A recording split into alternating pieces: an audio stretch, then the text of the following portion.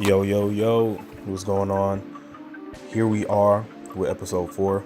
All right, so I'm gonna just hop right into it. So, like I said, I've been doing these for my knees, the sliders for my adductors, and the single leg pistol squats for my knees. Making sure I keep my shin vertical when I do them and focus on really feeling that muscle contraction. And my knees are the best that they've ever felt in such a long time. I'm taking glucosamine, MSN, and chondroitin, but along with that, like doing this as a warm-up, like my knees feel so much better. That, and along with getting on the bike, I know for a minute that was like a thing, like people never heard of it, but ever since I could remember, I was doing something to warm up my actual legs and my knees before squat training. But this session I was super duper worried about because, one, I took into account the fatigue that I was going to be under when it was time for me to hit this session. 5:45 for, I think I had 5 sets of 3. That's pretty hard. Like, this deep into a prep, your boy was feeling like he had noodle legs, noodle knees, and everything just felt so heavy. Like, literally each set I was just talking to myself like, hey bro, this gonna be heavy, I promise. It wasn't until set number 3 that I was like, all right bro, this gonna be hard, but you can do it. Like, you can do it, but it's gonna be tough. It's like, if you can get through that first rep during training, sometimes if you can get through that first rep, every rep afterwards is gonna be okay, because you can kind of like muscle it out. And sometimes, like, I used to have this really bad tendency of getting underweight and hitting one and I'd be like, nope, I can't do it. And then I have to remind myself, okay, you can do it. Especially when it was heavy and I was still in the process of like realizing, oh, you kind of strong now, like weight's gonna be heavy. So before I would get under 545, hit it once and be like, nope, let me put this joint back. Which leads me to this topic, like being subjective during training. Like, sometimes you're not always going to feel good when you train, and that's just how it goes. It's in waves, it's in cycles. And at the beginning of a training block, you might feel like, amazing, but that fatigue start kicking in on week 3 or week 5, however long your mesocycle is.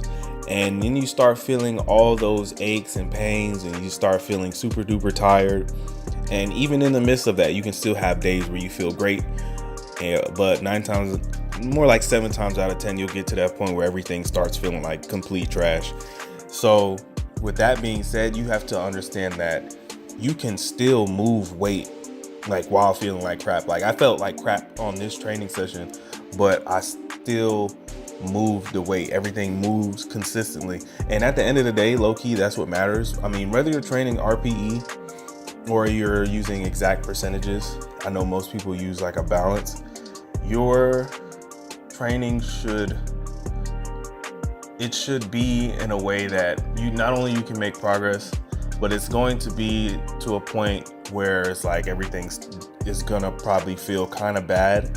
And most of the time when you're in a meet prep, like towards the end, or like I said, you're on week 5 or week 6 of a training block, things should probably start to feel good, because you're reaching and you're looking for that super compensation effect, especially if you're getting ready for a meet.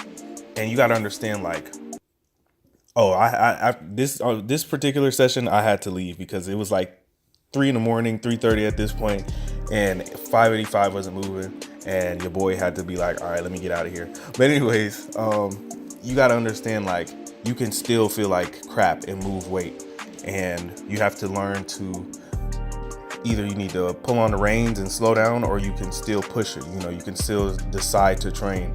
And so finding that balance is going to come with experience, and sometimes you just got to take what's there. Like, if a PR set is there, sometimes you got to take it, and if it's not, that's fine too. That's why RPE it's designed so you can train regardless. You know what I'm saying? So hopefully you guys are learning your bodies, you're learning your coach, or if you coach yourself, you're learning what works for you, so you can just train and progress the way you want to, and understand that fatigue is a good thing, because like I said, that super compensation effect, you hit that deload on meet day, boom, you're a whole different person. This is a PR, by the way. Shout out to me. Pro American, we coming 4 weeks out. We litty titty. And that's it. I wanted to keep it short. I didn't want to have a super long video, at least not this time around. Maybe the next one we can talk about something more. I know people have been waiting on like a deadlift video. So hopefully the next one I can give you a solid deadlift tip video. I made a post about it on my IG. If you don't follow me, MuscleManMarcus. I made a post about it, but I feel like it'll be better if I talk about it on here. So be on the lookout for that. Comment, like, share, subscribe, guys. Hope you enjoyed this video, and I'll see you in the next one. Peace.